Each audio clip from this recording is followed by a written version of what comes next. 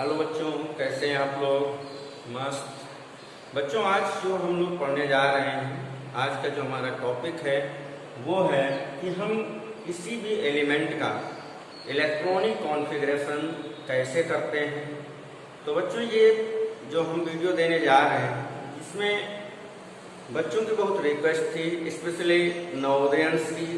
नवोदय से बच्चों के कॉल आए कि सर इलेक्ट्रॉनिक कॉन्फ़िगरेशन सिखाइए, कैसे करना है, कैसे करते हैं।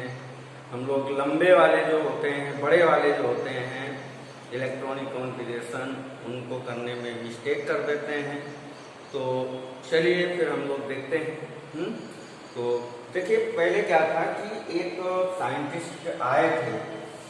वैसे तो इलेक्ट्रॉनिक कॉन्फ़िगरेशन की ओरिजिन क्या थी, कहाँ से हुई, क्या सिस्टम था, तो ये बेस्ड था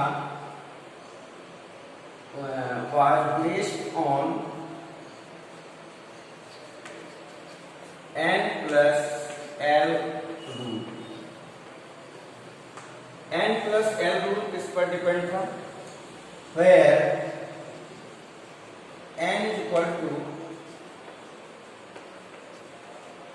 principal quantum number and L is equal to azimuthal quantum number। Okay, तो जैसे सपोज दैट आपबाउ साहब ने क्या कहा, आपबाउ ने क्या कहा कि जो इलेक्ट्रॉन्स होते हैं वो in the increasing order of energy level पे एडजस्ट करते हैं। मतलब जैसे 1s है और 2s है, अगर हम देखें कि इन दोनों में एनर्जी किसकी ज्यादा है, मतलब कौन सा ऑर्बिटल है जो बाद में फिलअप किया जाएगा, मतलब लेस एनर्जी ऑर्बिटल को पहले फिलअप करेंगे और फिर जो जिसकी एनर्जी ज्यादा होगी उसको हम बाद में फिलअप करते हैं। जैसे इस पे अगर हम n plus l रूल को अप्लाई करें तो n इज इक्वल टू इसमें क्या है 1, ठीक है ना। तो ये क्या हो जाएगा 1 प्लस, देखिए ये जो हमारी l की वैल्यू है SPDF, इसके लिए l की जो वैल्यू होती है वो 0, 1, 2 एंड 3 ये वैल्यू है। अब यहाँ पे s और ऑर्बिटल है तो s के लिए l की वैल्यू क्या होगी 0, तो n प्लस l की वैल्यू क्या हो गई यहाँ पे 1। कैसे इस पे करेंगे तो ये क्या हो जाएगा 2 प्लस 0, इसकी वैल्यू क्या हो गई 2। अब इन दोनों में किसकी वैल्यू ज्यादा 2s, 2 आया, ठीक है। तो इसका मतलब क्या हुआ, इसकी एनर्जी ज्यादा है, तो पहले हम इसको फिलअप करेंगे फिर बाद में इसको फिलअप करेंगे। ऐसे ही आगे हम मान ले लिया 2p, 2p को कर दिया तो 2p में क्या हो गया, यहाँ पे n की वैल्यू क्या हो गई इसके लिए अगर देखें तो n की वैल्यू क्या हो गई 2 प्रिंसिपल क्वांटम नंबर, l की वैल्यू क्या हो गई यहाँ से 1 मींस 1। दोनों को जब हम सम करेंगे तो क्या हो जाएगा है ना, तो 1 2 3, मतलब फिर इसकी एनर्जी क्या हो गई इससे ज्यादा हो गई। ठीक, तो ये एक सीक्वेंस है जिस पर आप तो साइंटिस्ट नहीं थे, उसका मतलब होता है ग्रीक लैंग्वेज में इंक्रीजिंग ऑर्डर ऑफ एनर्जी, ठीक है। तो देखते हैं आप बाउ प्रिंसिपल क्या कहता था, ये समझ में आ गया।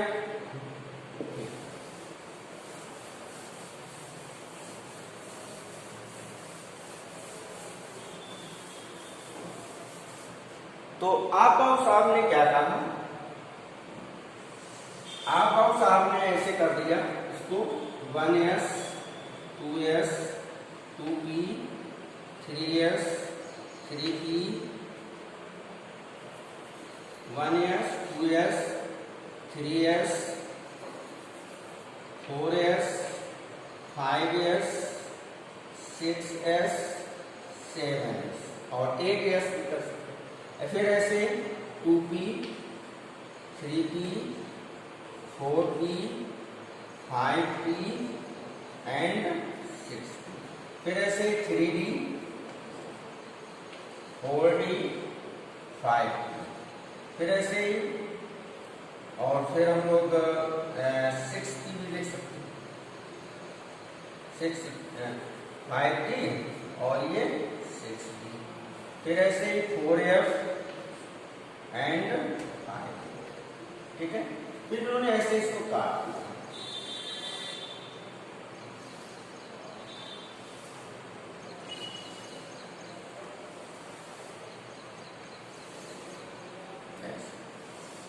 ठीक है। फिर इसका हेड इसके टेल से मैच कर दिया, फिर इसका हेड इसके टेल से मैच कर दिया, और फिर इसका हेड इसके टेल से मैच कर दिया। मीन्स क्या हुआ, 1S 2S 3S है ना, 2S 2P 3S है, 3P 4S 3D 4P ऐसे, ठीक है ना। तो ये एक मेथड था। इसमें बच्चे कभी कभी कंफ्यूज हो जाते हैं कि सर कभी कभी ये एरो इधर से जाएगा या उधर से जाएगा, इस तरह से बच्चे थोड़ा सा कंफ्यूज होते हैं। चलो इससे भी और इजी ट्रिक हम आपको देते हैं कि जैसे हमें कोई कॉन्फ़िगरेशन लिखना, ठीक है ना, तो देखते हैं ऐसे लिख सकते हैं, सासा पासा पासा रे पासा के पासा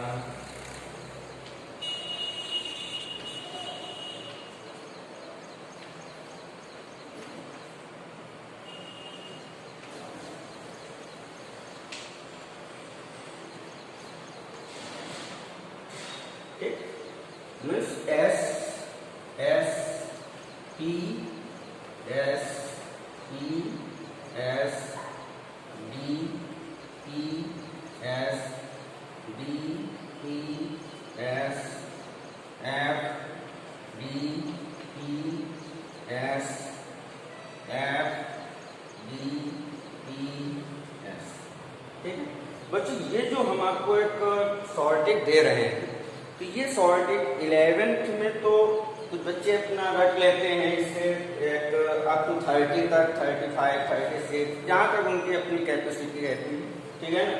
लेकिन ये जो कॉन्सेप्ट है, ये कॉन्सेप्ट 12th स्टूडेंट्स के लिए बहुत ही ज़्यादा इम्पोर्टेंट है, ठीक है ना, क्योंकि 12th में हमें क्या पढ़ना होता है, डी ब्लॉक पढ़ना होता है, एफ ब्लॉक पढ़ना होता है। तो उनके जो एटॉमिक नंबर्स होते हैं वो बहुत ज़्यादा होते हैं, है ना। तो जब बहुत ज़्यादा होते हैं तो फिर उनका जो कॉन्फ़िगरेशन जब हम करते हैं तो बहुत लंबा जाता है, ठीक है ना। तो आप अगर आपको नहीं पता है कि एटॉमिक नंबर्स हम लोग कैसे लिखते हैं, तो आप जनरल केमिस्ट्री में देख सकते हैं लेक्चर नंबर 2, ठीक है, लेक्चर नंबर 3, ठीक है। तो उसमें आपको पता चल जाएगा कि कैसे मैजिक नंबर्स की हेल्प से हम किसी भी ग्रुप में फ्रॉम टॉप टू बॉटम हर एक एलिमेंट का एटॉमिक नंबर लिखते हैं, ठीक है। तो चलिए फिर अपने कॉन्सेप्ट पे बात करते हैं। तो यहाँ पर थोड़ी सी जगह हमें मिल रही है, यहाँ पे बात कर लेते हैं। जैसे S है तो S का अगर हम सीरियल नंबर देखें तो 1, P का सीरियल नंबर देखें 2, और D का सीरियल नंबर देखेंगे 3, F का सीरियल नंबर देखेंगे तो 4। मतलब ये हमारे क्या है, सीरियल नंबर्स हैं। और अगर हम मैक्सिमम इलेक्ट्रॉन्स के बारे में बात करें तो 2, 6, 10 और ये 40, ठीक है।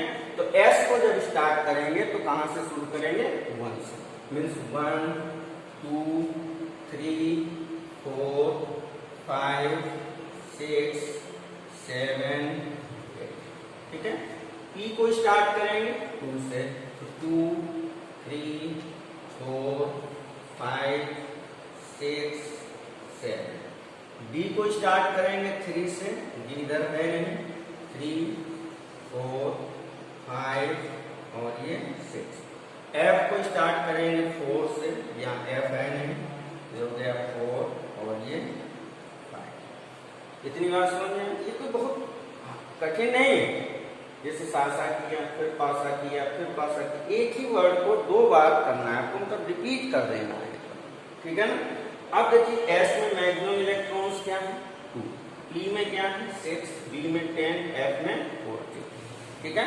तो जहां भी S मिलेगा वहां पर हम कितना करेंगे, जहां पे भी P मिलेगा वहां पे क्या करेंगे 6, जहां पे D होगा वहां पर क्या करेंगे 10, और जहां भी F होगा वहां पर 4।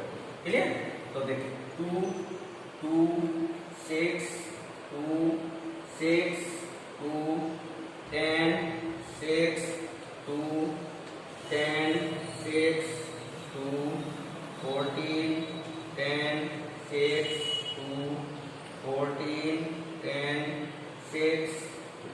अब देखिए, अब ये हमारा कॉन्सेप्ट सही है या गलत है, इसको आपको आबाव से भी मैच कर सकते हैं। जैसे अगर इन दोनों को हम कर दें तो ये हमारा किसके इक्वल हो गया 700 हो गया, ठीक है भाई। 1s के बाद क्या था 2s, ठीक है। फिर इसके बाद में पासा, ये लाइन क्या कह रही है हमारी पासा कह रही है, ठीक है। फिर इसके बाद में फिर एक बार ये P और S मिल करके ये क्या कहते हैं पासा, ठीक है। फिर इसके बाद में इस लाइन में क्या क्या मिल रहा है हमको, तो इस लाइन में बेटा देखें अगर हम लोग तो ये DPS मिल रहा है ना, मतलब J पासा मिल गया इसमें, मिला, ठीक है। फिर इसके बाद देखिए बहुत मजा आता है, ठीक है, J पासा हुआ। फिर इसके बाद फिर यहाँ पर DPS, फिर ये इस लाइन में भी हमको J पासा मिला है। फिर FDPS, मतलब फिर J पासा, इस लाइन पे हम लोग पहुंच गए। फिर इसके बाद फिर FD, फिर इसी तरह से P और S आएगा भाई। यहाँ पर क्या हो जाएगा 6 के बाद 7 भी आ जाएगा और इधर 8S आ जाएगा, ठीक है ना। तो FDPS और 8S तक में हमारा खत्म हो जाता है। तो है ना अच्छी चीज, है ना। आप इससे कभी कोई कॉन्सेप्ट आपका गलत हो ही नहीं सकता, ठीक है। और मैंने जैसे पहले भी कहा था कि हम बिल्कुल सही कॉन्सेप्ट आपको देंगे, ठीक है। तो आप इनको ऊपर ऊपर के जितने भी इलेक्ट्रॉन्स होते हैं इनको आप प्लस करेंगे तो ये टोटल कितना होगा आपको मिलेगा 120। मीन्स इसका मतलब क्या होगा बेटा कि अगर हम 120 का भी कॉन्फ़िगरेशन करते हैं तो हमें कहीं कोई प्रॉब्लम होने वाली नहीं, क्योंकि बार बार उसी चीज को रिपीट करना है। सासा हो गया, फिर पासा, फिर पासा, फिर दे पासा, फिर दे पासा, फिर दे पासा और फिर दे पासा।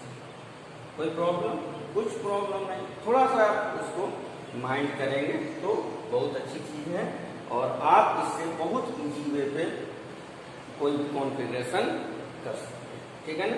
और ये कॉन्फ़िगरेशन आपको हम बता दें कि केमिस्ट्री पढ़ने के लिए क्या है कि जैसे हमारी ये ग्रीक लैंग्वेज है, ठीक है ना। केमिस्ट्री कोई हिंदी इंग्लिश नहीं है ना मैथमेटिक्स है, ये हमारी एक ग्रीक लैंग्वेज है। और ग्रीक लैंग्वेज एक नई लैंग्वेज है जिसके अल्फ़ाबेट्स हैं पीरियोडिक टेबल अगर आपको लर्न करना है तो आप यूट्यूब में टाइप करें trick to learn periodic table by Anil Patel sir, ठीक है। तो आपको वहाँ पे कैसे हमें पीरियोडिक टेबल लर्न करना है ये आपको कॉन्सेप्ट मिल जाएगा, ठीक है। फिर इसके बाद में कैसे इलेक्ट्रॉन उसका एटॉमिक नंबर लिखना है मैजिक नंबर्स की हेल्प से, वो भी आपको वहीं पे मिलेगा, ठीक है। और ये आज हमारा लेक्चर नंबर कौन सा हो रहा है, लेक्चर नंबर 4, ठीक है ना। तो इस लेक्चर नंबर 4 में आपको पूरा का पूरा लेक्चर नंबर 4 डिपेंड है इलेक्ट्रॉनिक कॉन्फ़िगरेशन पे, ठीक है ना। ये सभी बच्चों की रिक्वायरमेंट थी, स्पेशली नवोदयन ने, जैसे हमने कहा कि नवोदयन ने कॉल किया कि सर इलेक्ट्रॉनिक कॉन्फ़िगरेशन हमको सिखा दीजिएगा। हम लोग इसमें से कंफ्यूज हो जाते हैं, कभी ऊपर नीचे हो जाता है, कहीं गलत हो जाता है। तो ये बहुत इजी ट्रिक है जो हम आपको दे रहे हैं, ठीक है ना। और इसकी हेल्प से आप 120 तक का इलेक्ट्रॉनिक कॉन्फ़िगरेशन कर सकते हैं। और फिर इसके बाद में बहुत सी चीज़ें हैं, जैसे हमें पता करना हो कि किसमें अनपेयर्ड इलेक्ट्रॉन कितने हैं, क्या है कॉन्सेप्ट, ठीक है ना। तो वगैरह वगैरह ये सब चीज़ें भी अभी हम लोग एप्लीकेशन ऑफ इलेक्ट्रॉनिक कॉन्फ़िगरेशन में पढ़ेंगे, ठीक है ना।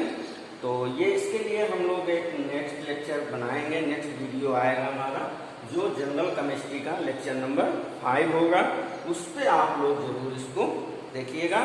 कि इससे हम कैसे किसी भी एलिमेंट का पोजीशन पता कर लेते हैं कि पीरियोडिक टेबल में एलिमेंट की पोजीशन क्या है, उसकी ऑक्सीडेशन स्टेट्स क्या हो सकती हैं और उसकी कंबाइनिंग कैपेसिटी क्या हो सकती है, बैलेंसी क्या हो सकती है और भी कई चीज़ें हैं। जैसे अनपेयर्ड इलेक्ट्रॉन्स पता कर सकते हैं कि किसी आयंस में कितने अनपेयर्ड इलेक्ट्रॉन्स होते हैं, उसका नेचर क्या हो सकता है ना। और फिर आप 12th में तो आपको D block, F block, coordination, ये कोऑर्डिनेशन बहुत ही इम्पोर्टेंट चैप्टर है आपके 12th में भी और बहुत ही इंटरेस्टिंग चैप्टर भी है, ठीक है। और ये हमारे कम्पिटिटिव एग्जाम्स के लिए भी बहुत अच्छा चैप्टर है, ठीक है ना। तो ये सब उसकी बैकबोन है।